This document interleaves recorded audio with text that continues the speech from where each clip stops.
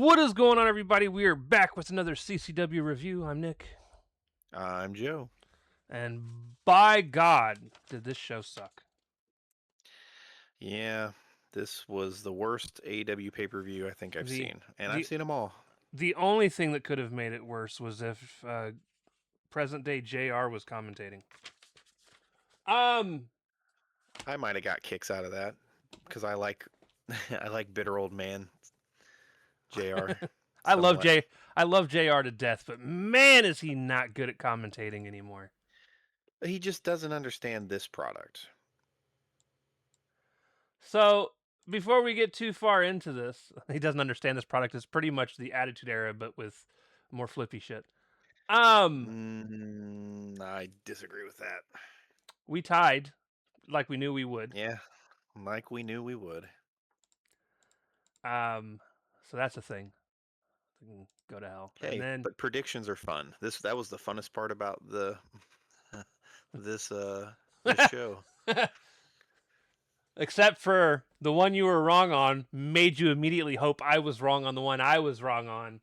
Even though if I was So we could tie. even though we all know it would have been better off had the one I was wrong on be right in the end. You were right, but I was so fuck it by then. I don't think I could have taken the L. Listen, I've taken a couple L's. You got this. Mm,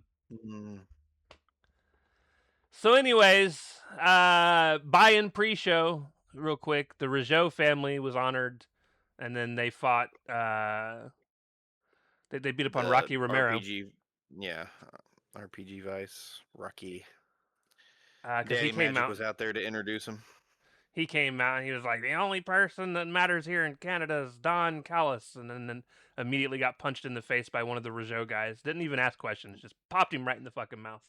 It was Jock Rougeau. And here's the Then he thing: held him for the other guy. who almost fell after kicking him. Um,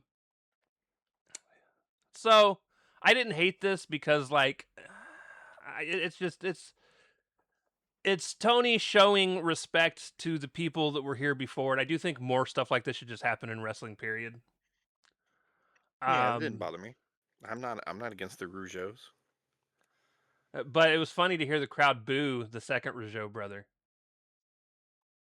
I don't know what the history is there because I'm not super familiar with them as a group. I've heard of them, obviously. You can't watch wrestling for 30 years and have not heard of them. You don't But remember the Quebecers? not really. No. You gotta remember, I didn't start getting into wrestling until the Attitude Era. Like, I watched it occasionally before. But once people started crotch chopping and having live sex on TV, that's Yeah. when things It, piqued my interest. yeah, he predates that. I'm well aware. Um, I say that, but I did go to like WrestleMania 8, so I did watch it a little bit, but it wasn't like a weekly thing for me. It was like whenever I just happened to catch it. You'd recognize it if you saw it again. I don't know what was said during that time either. So much was spoken in French. I caught like 1 out of every 20 words because I know very little French. Parlez-vous français? I know that, but I can count to like 1,000 in French. I knew when he said Pardon. AEW because I can also say my ABCs in French. But yeah, no, Yeah, it was it was fine. fine. Pre-show match 1, which was almost my match of the night. It was the only pre-show match. No, I'm saying it was almost my match of the night. Yeah, close. But the crazy thing is, the match that follows this is my match of the night. Did you go back and watch it by chance? I watched it on Twitter? yeah, I rewatched it on kind of like Twitter in between matches to see all the cool spots I missed. Oh, and there were a lot. By God. Listen, and we'll get there. Anyways, pre-show match 1. It was the only pre-show match. AEW World Trios Championship, the Conglomeration versus the Lethal Twist. It ended up being a really good match overall. Yep. Ricochet was on commentary, and it's the first time he's been on commentary in like 5 months, and he didn't annoy the shit out of me. Agreed. He didn't say a whole lot though either. Thank God. They started off making fun of Briscoe, which made me happy because somebody was it was because it was him and Nigel said something along the lines of not being able to understand Mark Briscoe's mumbo jumbo, and then and then Ricochet looked over. He's like, everything that comes out of that man's mouth is mumbo jumbo. You can't understand a thing he says. It was just a lot of fun. That's almost the truth too, sadly. Especially once he starts getting excited. Once he starts getting excited, oh man, it's just gibberish. So match ends with a heart attack from Roddy Strong, and then him tossing Orange on top for the pin. This match was super fast paced for most, and honestly one of the better wrestled trios title matches in recent memory. Like for Collision, for those of you that watched Collision's trios match, was my favorite match. It was my match of the night as well, for a completely different reason. That one had nothing to do with how well the match was wrestled. That one was great because of how ridiculous that entire match was. This, on the other hand, was just a very well wrestled match. Like the swirl came out, Lethal Swirl came out. It's the first time I've watched a match of theirs and been like, man, these guys are actually really good. Yeah, they were the aggressors early for sure. But yeah, it was a fun match. Pay-per-view match 1, which people started to, at this point, I'll just be talking about them. I won't say pay-per-view match in front of all of them, but they did the entrances during the pre-show. And once everybody got out there, smart. Yeah, it saved Especially you about. If you had nothing else for the pre-show. Yeah. This was the ladder match for the #1 contendership to the International Championship. Beast Mordos, Nick Wayne, Jack Perry, Speedball, El Clone, and Commander. And man, this was just pedal to the floor for the entire damn match. There was, and that's the beautiful thing about having 6-man ladder matches and stuff like that, especially when they're all high flyers like this. Like, they have the energy to keep up for a really good amount of time, and with so many people involved, people can take turns being the spotlight of the match. And it was literally high spot after high spot after high spot.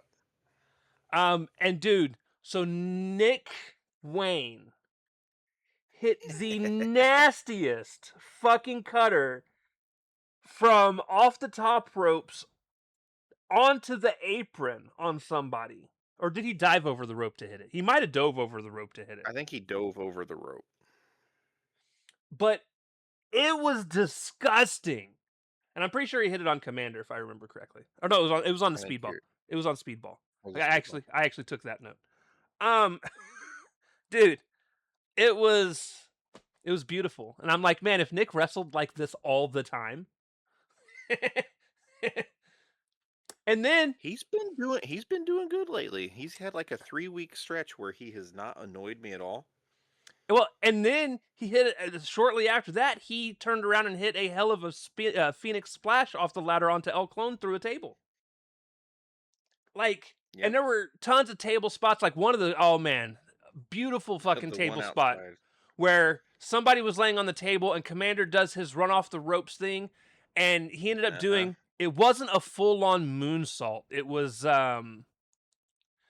one of the ones where you start like you're going to be doing a regular splash, but then you do kind of a weird rotation to where it kind of turns into a moonsault. Like almost like a Phoenix Splash, but kind of like the reverse of a Phoenix Splash. But the way he just rolled off, I'm pretty sure that was onto Nick, actually. It was on, because it was to the outside through the table, right? Yeah, and I was like, oh my, like everything that was going on was just fantastic. Yeah, this is actually, like I said, this is my match of the night. It was crazy. Speedball gets the win. I was kind of bummed because again, I was really hoping that El Clone was going to get the win because I like El Clone. Yeah, he's already in the Don Callis family. That wasn't going to happen. Yeah, but give me one quick second here. Why do I have my notes way up there? Not in my normal spot. All right. So after the ladder match, it's all downhill from here. Yep, kind of, sort of. Kind of. There's some good stuff. Yeah. The bad far outweighs the good, though. Yeah. So we get the Young Bucks versus Ospreay and Moxley, which I'm gonna be honest, I probably enjoyed this match quite a bit more than you did. I thought it was boring for the vast majority of it. It picked up at the end. It ended up being a solid match. It just the storytelling they were attempting to do is a you may as well handcuff the Bucks that way. Right. So early on in the match, well, first and foremost, Will comes through the crowd with Mox, which annoyed me. Yeah, Not me too. But the reason it annoyed me is different than probably the reason it annoyed you. Mine has nothing to do with character development or anything like that. I just really enjoy Will Ospreay entrances. So like him not coming out. I don't hate Will Ospreay's Like, entrance. I would rather Mox have come out with Ospreay to Ospreay's music because it would have been funny. But I don't know. Sadly, Mox is the bigger star, so that ain't gonna happen. I just I don't even know if I can believe that at this point. But yeah, I was bummed he came out with Mox, especially since they've been coming out separately for every tag match this whole time, and for them to just all of a sudden decide, hey, we're just gonna have them come out together.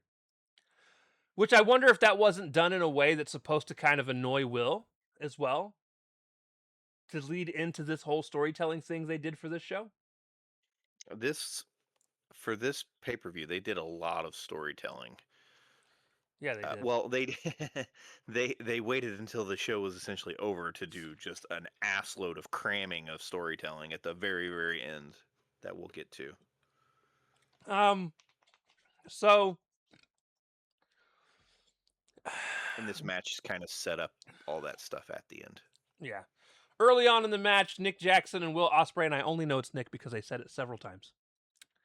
Yeah, they made sure to make sure you knew which Jackson was not going to be participating for a while. I originally actually had it typed in that said one of the Jacksons and Will Ospreay butted heads. But it was Nick. I went and changed it after I had realized it. So Nick and Will collide heads. And at that point, Nick is acting all super woozy, like he's never been Glasgow kissed before. And then he had his bell rung, and everybody was super concerned about his well-being. Except for Mox. So Will was actually trying to get the ref to look in on him and was like, yo, can you come take a look at this dude? And Mox was like, dude, get in the ring and wrestle. Like, right, kill him. He's not even the active man. Don't worry about him. Get in there. And so Will eventually makes it back into the ring to wrestle Matt. And they're kind of going at it. The match continues on. Eventually, Nick finally seems okay enough to wrestle. They start to have their back and forths inside the ring and stuff like that. Marina tries to get involved, or does get involved at one point. Yeah. Nick finally gets his shit together to get fully into the match, just to get his bell rung again by a kick from Ospreay, or an elbow. And at this point, he's like trying to convince Nick to tag out. He's like, dude, tag your brother in. Let me wrestle him. And Nick's like, no, I'm not going to do it. But then Mox is like yelling at Will. He's like, dude, just take him out. Like, you have the match won. Just take him out. And at that point, Will's just like, no, I'm not going to do this. So then Mox tags himself in and goes in and tries to finish it. And he's putting him in the chokehold and just trying to take the dude out. And then he ends up getting super kicked out of it. Matt then goes to super kick. Matt comes and gets him. Matt then goes to super kick Will, but Will moves and Marina gets super kicked. Which is funny because when that happens, Matt just looks down at her, shrugs his shoulders like, "Oh well, I don't care." Yeah, she got involved earlier. She Um, finally caught a stray. That's what happens. and then at It's that called point, karma. yeah, it is. At that point, Mox then hits 2 paradigm shifts and a Death Rider on Nick. And at that point, Mox grabs a chair and is about to take Nick out, but Ospreay grabs the chair and he's like, "Dude, no, we're not gonna win like this."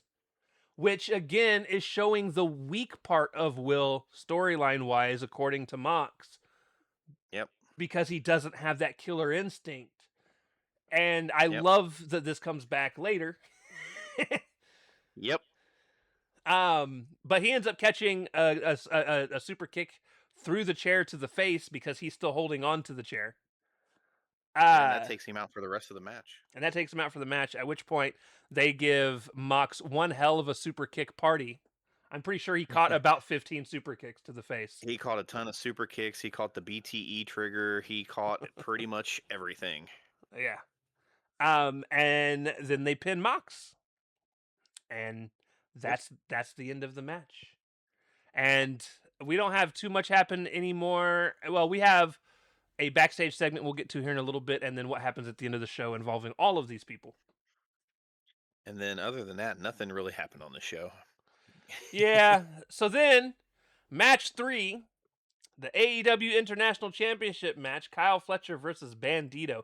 Was this the match that we said if they took it? Yeah, if they'd have taken out the first 7 minutes of this match, this would have been my match of the night. Really, really good match. Yeah, but the first 20 minutes drags so bad that it's Kyle Fletcher poses to the audience for the first 20% of this match. Yeah.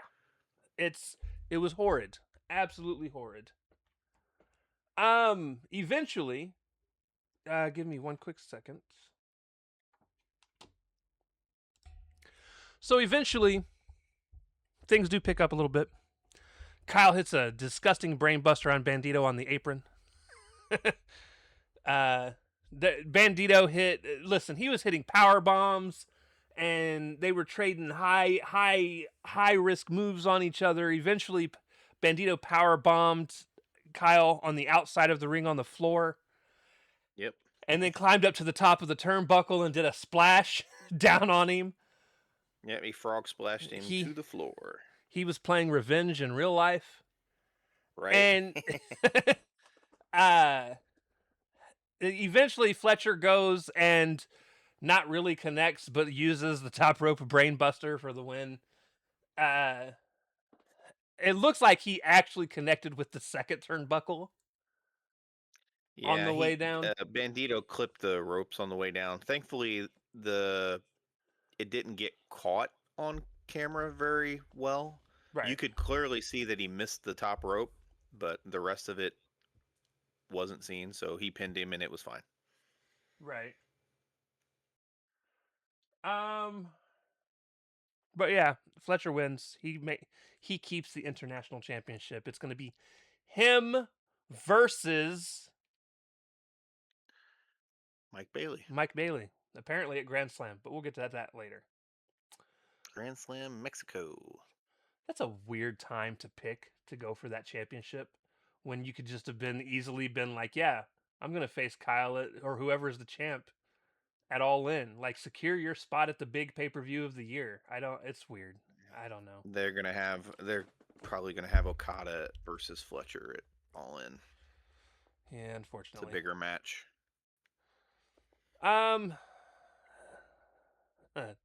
Depends on how much Okada's willing to wrestle. Yeah, do we get lazy American Okada or do we get Japanese Okada?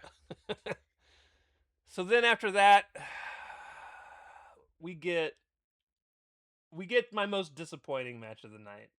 It's not my stinker of the night, but it's my most disappointing match of the night. And it's my fault for thinking, listen, I've actually had learned after or during this match while it was happening, I looked on Twitter and apparently they're not allowed to actually blade in Calgary.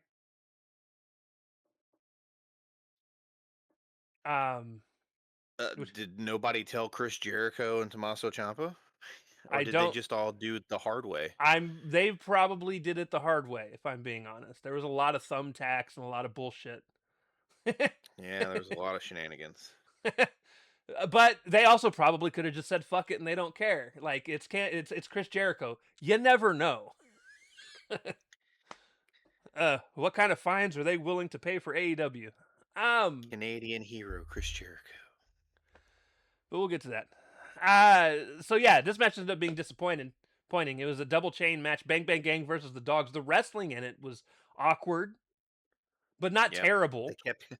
They kept getting caught in their own chains, which it's an obstacle, but like a part of my problem is like you can very clearly see them pulling the chain swings so that they don't really like hurt the people they're going against. And I swear there's got to be a way to make that look worse and it not hurt, right?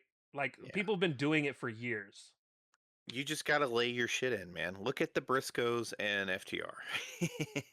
I mean, theirs were strap matches though, double strap matches. So I don't know if maybe like maybe that was a real chain and they didn't really just want to fuck each other up with it. And they should have just booked it as a strap match and not a chain match. That's what I would have done.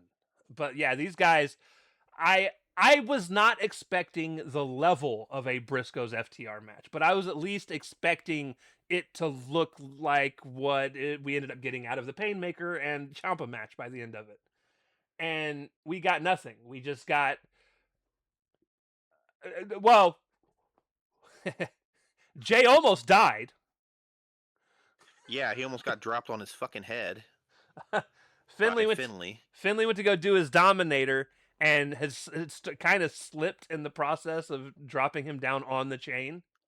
Yeah, and about dropped him on the top of his fucking head. Yeah, about accidentally literally pile drove him. Yeah, he would have been super compressed. Death Riders eventually get involved, but then the Bang Bang Bang Bang Bang Bang. Wow. Bang bang bang bang bang. The Bang Bang Gang come out and they stop them. At some point, the dog or Marina slides in a shillelagh to Finley, and Finley hits a shillelagh shot on one of whoever it was he was tied to. And they got the win. He hit Juice and pinned Juice. Yeah. He hit Juice. They got the win. Match over. And it just it's not underwhelming. It was more underwhelming than bad. It just wasn't what I wanted out of that match. Agreed. Backstage, Will Ospreay's with Renee. And Mox comes up and he's pissed. And Will's like, I'm not trying to kill somebody. And Mox is like, it's not even about the match. He's like, fuck the match. He's like, we'll have another one. We'll win. It's no big deal. He's like, but you got to get your head in the game, son. Yeah, he's like, there's no friends at the top. Not everyone's your friend. Like, he goes, if you won't pull the trigger, I will. And he walks off. And I actually didn't know they were going to attempt something tonight. I thought this meant that we were going to get to Dynamite. Yep. But no, this payoff comes much sooner. Match 5, TBS Championship match. Oh my God. This is this match. My stinker of the night. And I'm going to give you guys a hint on why. I think Shida fucked this up for me personally. She Julia'd this fucking match, and it makes me mad. She got gassed. Her cardio is not very good right now. And here's the thing. Do I think Maya was amazing? No. But I think she looked better than fucking Shida did tonight.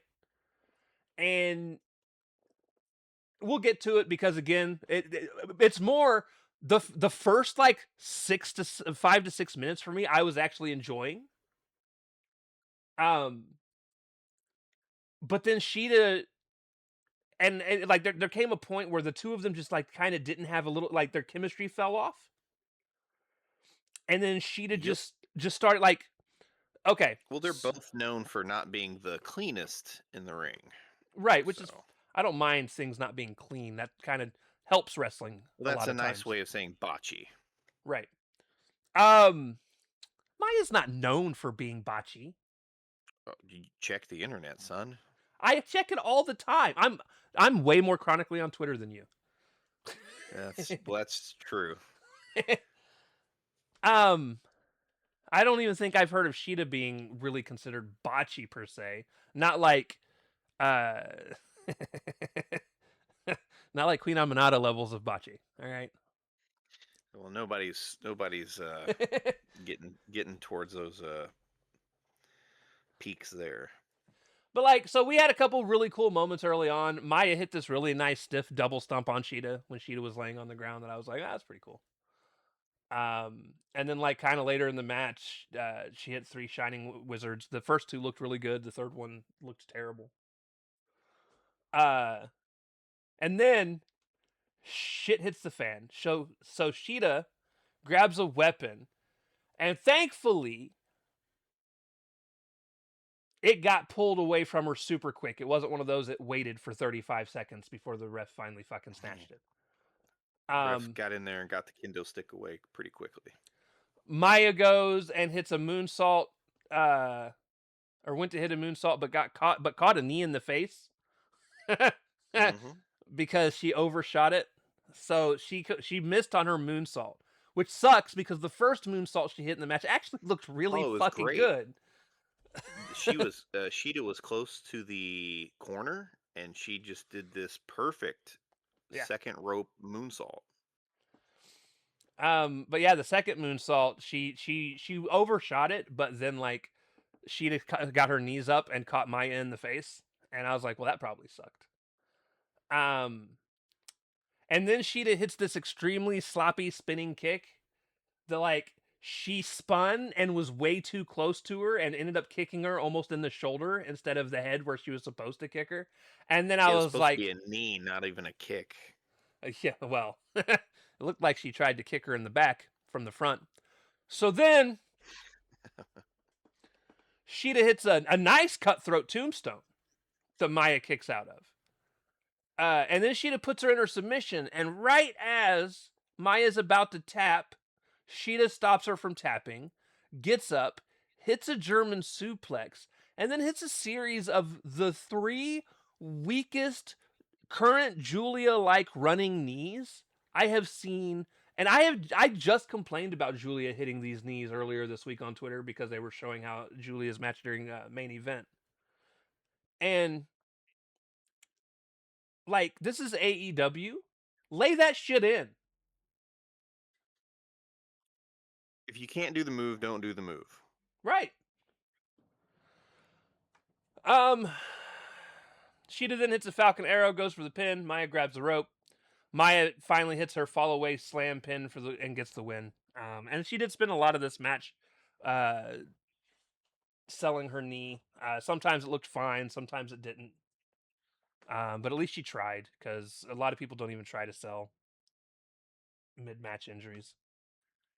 But yeah, the back half of this match was just hilariously bad for me. There was even a point where like Sheeta goes for an eye poke, and Maya's supposed to get her hand up to stop the eye poke like she's one of the Three Stooges, but Maya completely missed. And then Sheeta just held her hands in front of Maya's face for Maya to do it again. And I was like, what the fuck was that? I don't know. It was, and then people are like, yay, Maya. And I'm like, it would have been better if the match was at least good, but it wasn't. Again, I'm disappointed in Maya's push. I don't think it's warranted. I don't know. It's a bummer, dude. It's like she wasn't getting pushed until her brother passed from a car accident, and all this stuff just feels forced. Yeah. I don't mind. But she doesn't control the book. It ain't her fault. She's actively better than a lot of that women's roster, so it doesn't bother me too much. The problem, that women's roster has got some issues, man. They severely miss Tony Storm. Yeah, they do. So, backstage after that happened, the Demand are there. They're congratulating the conglomeration. That's a hard thing to say. Congratulating the conglomeration. That's Say that 5 times fast. that's rough. They basically just won a trio shot title on Wednesday, so that'll probably happen. And at this point, it is gonna happen. Taz joins us for commentary, and I was like, "Yay, Taz!" Thank God. At least the quality of commentating went up. Match 6, AEW Tag Team Championship match: Cage and Cope versus Claudio and Pac. A solid WWE classic match, if I'm being honest. Like, Yeah, it was very WWE style. this was WWE style if WWE would let their wrestlers wrestle. Right? Like, Yep. this gave me shades of early to mid Ruthless Aggression era in just terms of quality of match. So it's not what we're used to from a normal AEW match, but it's not like current WWE level of bad wrestling. Right. But it's kind of what I expected, if I'm being honest. It's 4 ex WWE guys. Yeah. The old guy sold for 90% of they this did. match. Cope was jumped from the Death Riders from the start during his entrance. Christian didn't take too long to get to the ring, though. And honestly, again, it was just a solid back. Well, it started off as Cage and Cope basically getting their ass beat most of the match. They start to make their comeback for everything. It goes back and forth for a little bit. Cage and Cope eventually win with their toss-up spear finisher that they've been doing for the last couple months. Yep. And they get the win. I enjoyed the match. It wasn't terrible. What was terrible, though, was post-match, the Young Bucks come out. And I was excited because like they kept like showing the ramp, and I was waiting for FTR's music to hit because like I was like, this is a good time to bring them out. Like let's get this set up to where it's like a 3-way match at fucking All in. at All In. Like at least get the train started, right? Right. But No, they were just waiting for that graphic. But no, they were just waiting for the graphic. The graphic pops up. We get announced that it's going to be Cope and Cage versus the Bucks for the tag titles at All In, and I just go, well, I don't fucking care because that's not the match I want. Nope. Because it's actually probably gonna make Cope and Cage look bad because of how old they are. Yeah, the Bucks are gonna have to slow down severely. And they're not bad. They're legends, and they're actually still capable. Unlike like the Hardys or Jericho. Chris Jericho, who I was about to say, who's going to be wrestling really soon. Listen, he had my second favorite match of the night, and actually, he didn't do bad in it. That car crash bullshit is more your thing. So yeah, it is. Yeah, it is. We were drinking blood away from me being hard. All right, so. Yeah, no, I want more than just Cope and Cage versus Bucks. Just like you do. Like, I don't know why. Listen, and this, or at least use this time to debut one of the new teams we know are going to end up showing up soon anyways. I don't know. Nothing happened. We didn't even get one fucking debut, one return, nothing tonight. And it's like, surprises at all. Why did this pay-per-view exist? That's where I'm at. It didn't need to happen. To take our money is why it exists.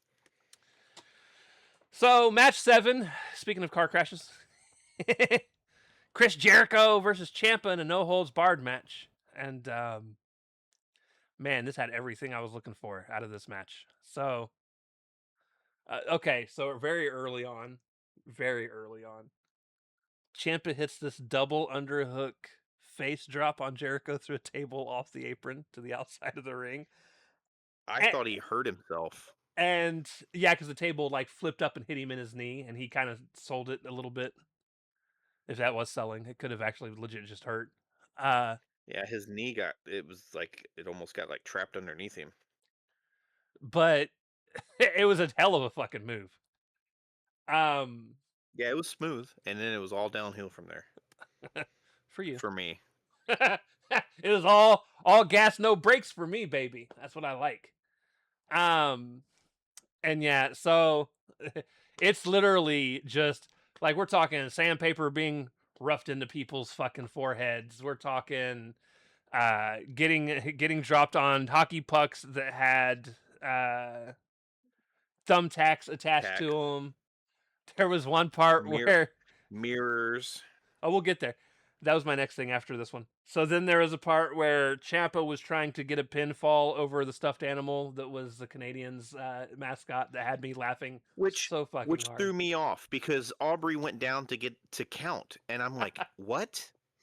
If he would have fucking pinned the teddy bear, would the match been over? What are the rules of this match? Oh, no one knows. No one knows. So It confused me. later on, um, so Jericho sets up 2 chairs in the ring, goes out of the ring, and runs it up to this thing that has like a black curtain over it on the outside of the ring, and he pulls the curtain off, and it's a mirror. And he takes the mirror inside, and he sets it up on the table on the chairs. And as he climbs up the turnbuckle, Ciampa hits him and gets him into the position to hit the Celtic Cross. I don't remember what it's actually called in terms of the normal move for it. But he does it off. Oh, what does he call it? Is it white? No, I can't remember. White noise, or what does he call it though? That's what I was trying to think of. I don't remember what he calls it, but he does the move through the fucking mirror, and it explodes. And I was like, "This is. I am so happy right now. This is what I need in my life." More mirrors get involved. At one point, somebody gets put through a table. Actually, it was Ciampa gets put through a table that has barbed wire wrapped around it.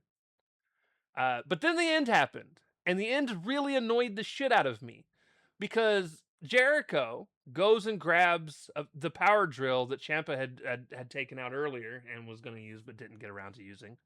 Jericho grabs it, and apparently we're supposed to believe that he was starting to drill into Ciampa's head, so the ref just called the match.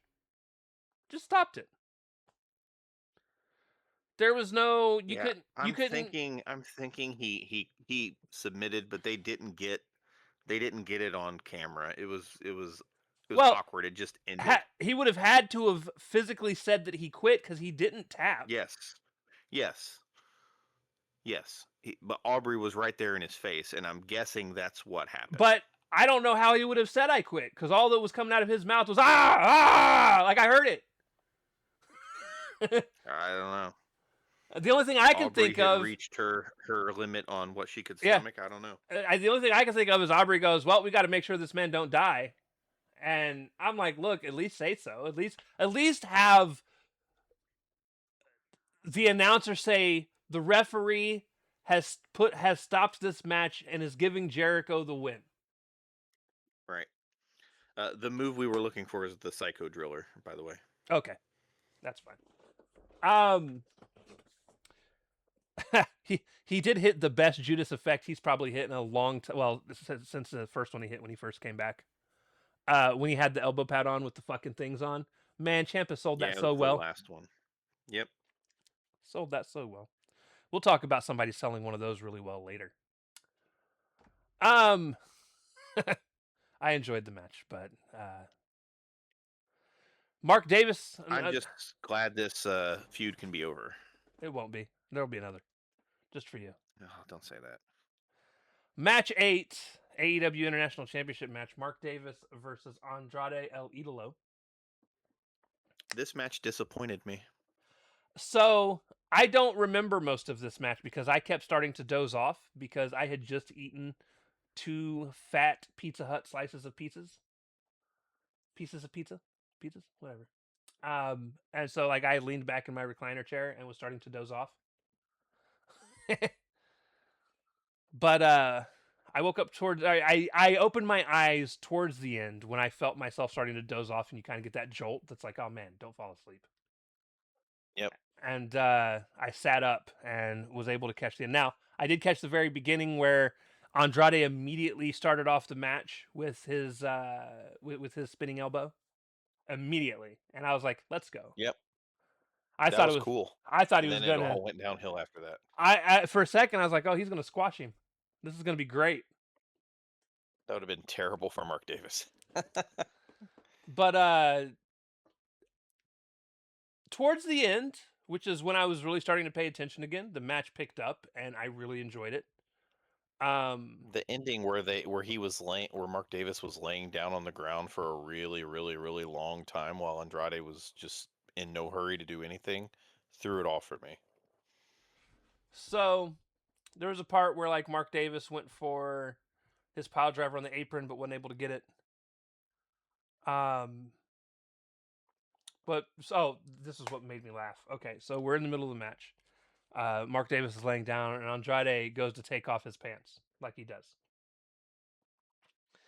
And as he's taking off his pants, Taz goes, he's got to get the ones with the Velcro gimmick.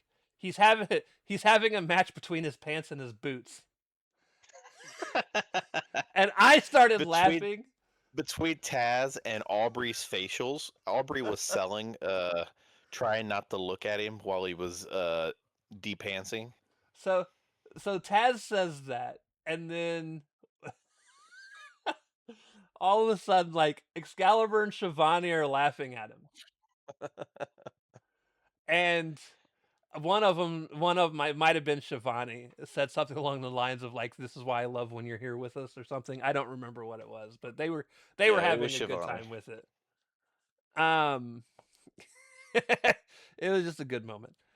Andrade hits his elbow and then the DM, and he is your new national champion, which again we all kind of figured was going to happen. How you know? How you know? Because it's predictable. I will say it was very predictable. Again, I would have loved for Mark Davis to win, but you know, maybe we can get him going towards that tag team championship like we wanted. So one can hope. He needs to still be he needs to still be on TV and wrestling. So absolutely, hopefully they continue to throw him out there every week. absolutely. Match or backstage, Mike then gives congrats to Andrade for taking one title from the Don Callis family, and now he's going to cash in his contract at Grand Slam to take another.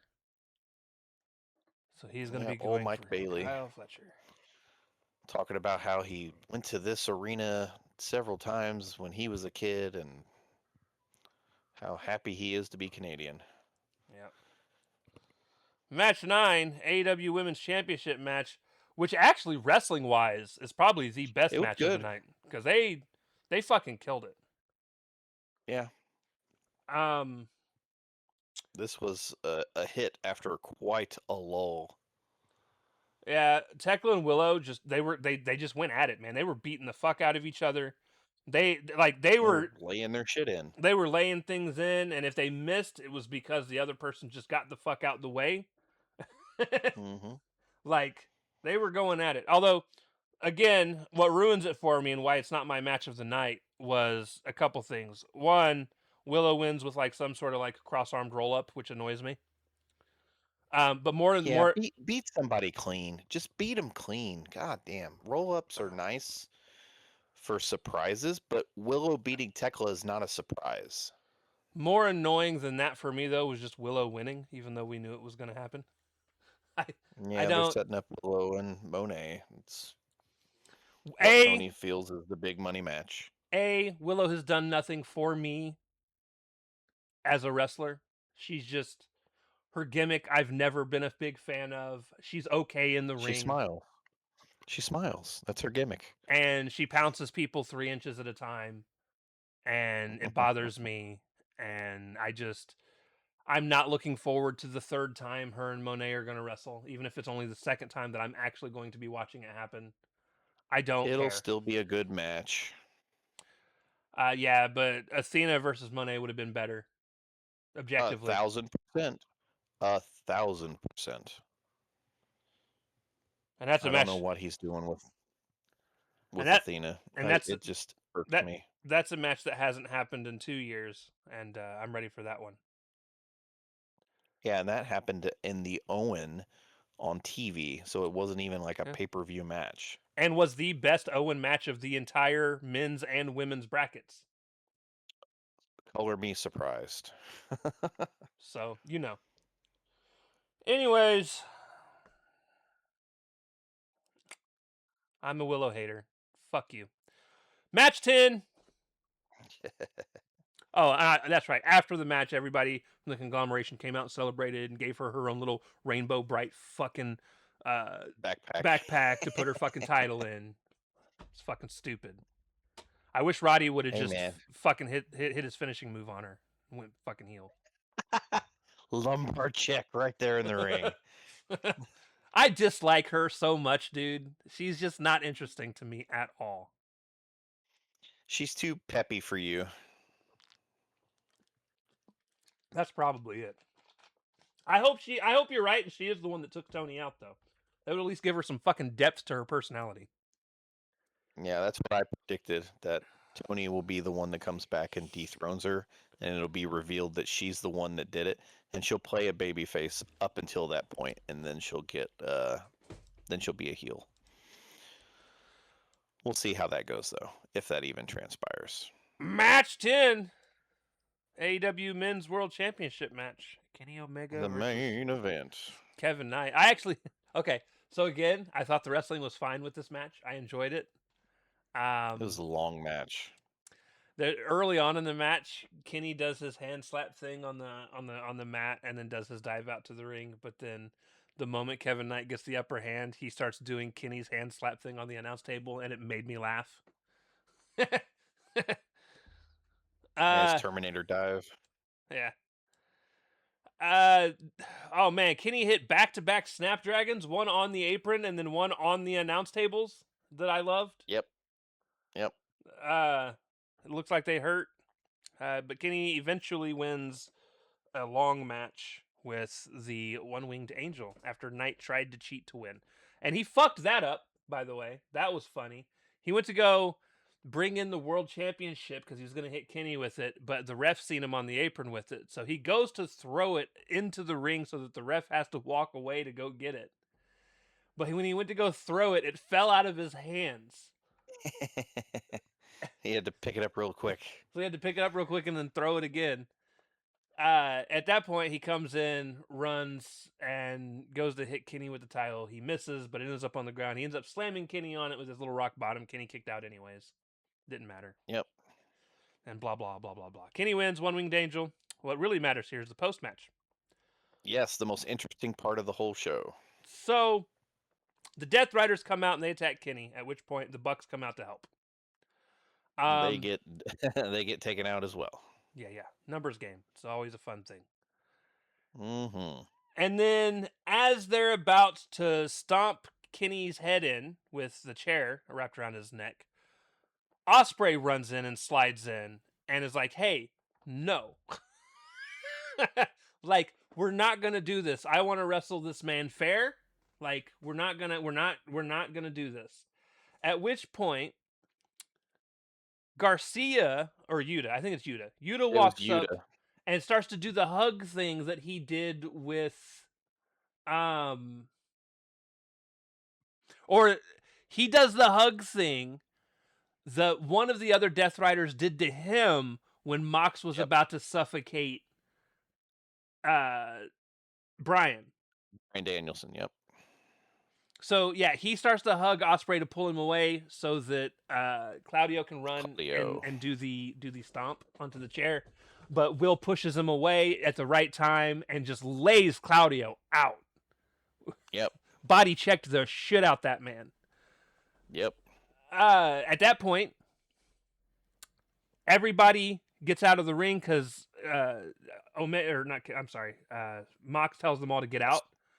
Well, Ospreay kind of clears the ring. He threw a couple of them out. I don't think that's when this happened. Is that later when they tried to get back in the ring? Yeah, okay. I think that happens later. So everybody gets out, and Mox comes back in, and he goes up to him slowly, and he's got his hands up. He's like truce. Yeah. He's like, you're right. He's like, hold on, don't do anything crazy. He's in. Yeah, because Ospreay picked the chair up from around Kenny's neck and was going to start waylaying people. He then pulls out a bag and is telling Ospreay like, "Hey, take this bag, kill your friend." Yeah, right. After he got rid of the chair, he gave Mox the chair, and Mox threw the chair out of the ring. Yeah. And that's when he presented him with the bag. So, Ospreay has a moment where he's pretending to think about it, but you can see he's really just assessing the situation. I don't know. His conflicted face is No, no, weird, so I don't know if he was being conflicted or no, what he no. was doing. That's what I was saying. He wasn't being conflicted. He was assessing the situation because he knew he wasn't gonna do it. But you could see he kept looking outside of the ring just to see where everybody was at because he knew this wasn't gonna go over well. So like he finally just rips the bag in half. And at that point, he hits Mox. Mox falls, slides out the ring. Marina slides in, she charges and goes, "What the hell are you doing, Will?" On the process of charging, he just grabs her, tosses her back out of the fucking ring. Low Bridges, Yuta, and Garcia. Yeah, Low Bridge is the two smallest guys, at which point Claudio and Pac come in, and he takes them out and throws them over the top. He And knocked Pac's fucking lights out, dude. He hidden bladed the shit out of Pac. yeah. So he tossed Claudio over the top, and then Pac just ate a fucking hidden blade. Probably the best hidden blade he's done in a couple weeks. Yeah, he fucking just knocked his block off. It was great. At which point, Mox looks betrayed. He's like, "I can't believe you would do this after everything we've done with each other," as they're walking out to go through the crowd. He's like, he just has a look on his face. And at that point, Kenny Omega finally gets up. He sees the bag. Yeah, he comes to. He looks at Will, and Will goes to hand him the title. And Kenny snatches it from him. And I'm just kind of like, at this point, I'm just kind of like, well, that's a dick move. Because, like, he legit just decided to not kill you. I don't know what you've got to be pissed about. Well, he was still assessing the situation as well, and he saw the bag. So, at that point, Will looks at him, and you can tell he's like, yeah, there's no way I would do something like that to you. And Kenny just looks at him, and Kenny holds out his hand, and Will shakes his hand. I'm like, all right, cool. And Will won't let go of the initial handshake, and he looks at him and he goes, "From now on, though, it's you and me at All In." Yep. And Kenny's like, all right, cool. They go and they celebrate on their opposite turnbuckles, and then they cross paths. Will gets up on a turnbuckle, and then Kenny just one-winged angels the motherfucker out of nowhere. Yeah, he gets on the second rope to do for Ospreay to do his taunt on the second rope like they just done, and Kenny just scoops him up in the electric chair and drops him with the one-winged angel. The Bucks come in and they're confused. They're like, "What's going on?" And I don't know what the fucking point was, because you know what happened? You just got that entire arena to boo you. He just showed Will that he has the killer instinct, that he will take the shot. To be fair, Will also has said killer instinct. I've watched them drop Kenny on his neck. All right. So I'm just saying. Yeah, that's when he was with the Don Callis family. He was using screwdrivers and Tiger Driver 99s. But so yeah, he hits him with the one-winged angel, which, by the way, you don't get to see their faces because of how wide the shot is, but close up. But that was what our thumbnail was them celebrating over Omega. It makes me laugh because they were doing their normal elite pose where Kenny's holding the belt up and doing the finger point, and then the Bucks are on the sides of them doing their fucking pose. And yep. Usually they're all smiles during that pose, but they were so confused. They were looking back over at Kenny like, what the fuck is going on? Like, I don't know. It's the cleaner, man. The cleaner is back. But then Kenny did at one point pick up a bag and yell at Ospreay. Yeah. And I don't know.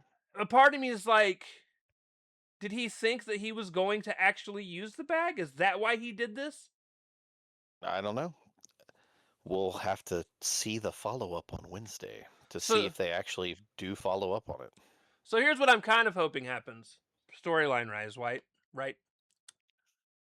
So I'm kind of hoping that at this point that Will Ospreay goes ahead and rejoins the Don Callis family, and then drops Kenny on his neck again. And we don't see Kenny anymore. Yeah, that's not gonna happen. No, I know. That's the fan side of me just being mad at Kenny for being stupid. I'm sure there will be a storyline reason for it, which will get some really shitty promo from Kenny about it. But Yeah, it'll be some sort of lame excuse. I don't know. I was very It's a babyface versus babyface main event, so they got to give one of them kind of an edgier situation. No, you don't. There's already the one situation you need. Will's in his hometown. There you go. That's all you need. He's going to be the face of the match. Yeah, for the people in attendance of that show, but for the rest of the world, that's the one that matters, are the people in attendance. The rest of us don't need somebody to be a clear bad guy for something. That's stupid. No, that's fucking wrestling, dude. It doesn't have to That's be. why the words heel and babyface exist. Yeah, but it's okay to have you're right. It doesn't have to be. You're right. It's okay to have a face versus face main event. Yes. But they don't happen very often. If there was one time to do it, this would have been it. Well, they are going to do it. No. Kenny's still going to be cheered. By who? You, maybe? Heel. Fuck him. He sucks. He does not. He's an absolute cunt. Well, this teaches Will a lesson for even being with the DR in the first place. That's right. When you get a chance, you put a screwdriver in Kenny's fucking face. Yeah. I agree. He did it once before. I agree. Mox was right. I am okay with Will at this point going full Death Rider style heel. Just not with the Death Riders. Please do it on your own. I was about to say Death Riders are done with him. If anything, now he's going to have a bunch of shenanigans to deal with them up to the pay-per-view. Yeah, he's going to be dealing with a lot of fucking things because he betrayed them, and now they're going to be gunning for him. Kenny's going to be gunning for him. The Bucks are just going to be confused. Well, they've got their own shit to deal with Cope and Christian. We'll probably get like Will, Cope, and Christian versus Kenny and the Bucks at some point. I wonder what Hanger is going to do. Nothing. The motherfucker showed up a month and a half ago and hasn't done shit. It ain't been quite that long, but it really was just like 3 weeks ago. For no fucking reason. He came back, talked about planting fucking gardens, and then left. Like, what are we doing? That's that wonderful TK booking, man. In fact, somewhere he's still talking about it. I don't know to who's listening still, but he's probably still in that empty arena in Norfolk, Virginia, still going with the lights out. But over and above all, this is, aside from them finally doing some real storytelling with at least one group of people, this is the worst AEW pay-per-view this year, and probably the worst AEW pay-per-view in like 3 years, if I'm being 100% honest. Like, yeah, it was not good. I didn't by their very high standards. They usually put on just banger shows for pay-per-views. It was still better than like 80% of WWE's PLEs. Don't get me wrong. Yeah, but that's not a high bar to clear. Kristen reminded me that SummerSlam's next weekend, and I'm like, what are we doing instead of watching that? Oh, you know she's gonna watch it. Yeah, I know. It'll be what am I doing instead of watching that. Anyways, that's it. I'm so annoyed. At one point, it was actually right after Tekla or Willow won the World Championship or the Women's World Championship. I messaged Joe and I was like, "Yeah, I'm done watching wrestling. This shit's not for me." Yeah, I looked at my wife and said, "Is today the day I tell Nick I don't want to watch this anymore?" Now, obviously, I'm just overreacting because I look, I'm a fan. I know, but yeah, I would still watch. I don't like Willow. I never have. They make it difficult sometimes. Yeah, your hate for Willow is my hate for Maya. So, and it's not even her. It's just the decision to strap this rocket to her. And I don't technically hate Willow. I just dislike her as a wrestler. I think her gimmick sucks. I think in the ring she's just not the greatest. Um, she's a good mid carder. She was fine with the TBS championship. I was cool with her being there, and apparently TK was not. And I get it. I get it. Somewhere somebody's like, yeah, but homegrown talent, and it's like, well, technically Tekla kind of fits that homegrown talent mold thing. Everybody like she didn't go to Everybody starts somewhere. yeah. So it is what it is. People have been rooting for Willow for fucking years. I've been questioning them for fucking years, but it is what it is. People have been rooting for fucking Hater for years too, and I still question them. But Hater had a good run when she had the belt already. we'll see where Before things she got go. hurt. All ends in a month. Can we just not have this pay-per-view exist? We don't need a July pay-per-view. I'm just being honest. We really don't. And can we please stop doing Sunday pay-per-views? Saturday pay-per-views are so much better. We shouldn't have to worry about that too much. We shouldn't have to worry about that too much longer. The football season will be starting, and he'll be moving everything to Saturday anyways. I don't notice. Is there a difference? Yes. I can watch the whole show with my wife. Yeah, I can see that. I mean, she could watch it. She'd just be tired in the morning. Yeah, she wouldn't make it. We're old, man. We got to get our sleep. I look, as someone who averages 4.5, 5 hours of sleep a night, who is also old. Yeah, but you're a nut. You're a crazy person. I am. Listen, I hate it because I also take naps and I hate naps. So it is what it is. Yeah, I get one chance at sleep, and then when I'm up, I'm up. Anyways, we love you guys. We'll talk to y'all begrudgingly Wednesday. Not you guys begrudgingly. We'll talk about this show begrudgingly. As long as work doesn't fuck me out of that. They usually don't do great on follow-ups. No. So we'll see. Maybe this show's bad enough that the follow-up will be good. Maybe. I mean, they got to start building all the rest of the big show, so we'll see. You know what I want to see for the next 4 weeks? Really cohesive booking? Will Ospreay and Kenny Omega taking turns jumping each other. There you go. Just I don't need a promo. Just have them beat the shit out of each other backstage. No, if anything, we need them to talk less. Yeah, just have them beat the shit out of each other backstage, and then you just have the one promo, the Wednesday before. Yeah. All in. Just let him beat the shit out of Kenny, call him bruv a bunch of times while he's beating him, and I'll be happy with that. Right. I don't need them with a 15-minute promo segment on any television show ever. Ever. Well, I love me some Ospreay protos, but me not so muchy. Yeah, you don't like people being relatable. Anyways. Okay. You're the only person that thinks he's not. Like, somebody actually said he's probably the most relatable on-screen personality. Like, this is a normal online, like, most people love Will because of how relatable he is. And you're just like, I don't like him. He says bruv. I hate bruv. I do hate bruv. I'm not saying what he says isn't genuine. I will say at points it seems aimless and all over the place. He has ADHD. How are you friends with me? Most of what I say is aimless. So do I. Maybe that's what it is. Our ADHD is just fucking clashing off of each other. But yeah, no, he's I would love to just see them beat the shit out of each other every week. Just absolutely beat the shit out of you. And then have the Bucks be torn because, like, obviously they're happy that Will kind of helped them out.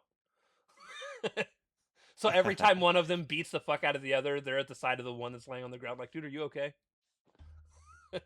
Just caught in the middle. Right. All right, for the third time trying to get out of here. We love you guys. Deuces! Later.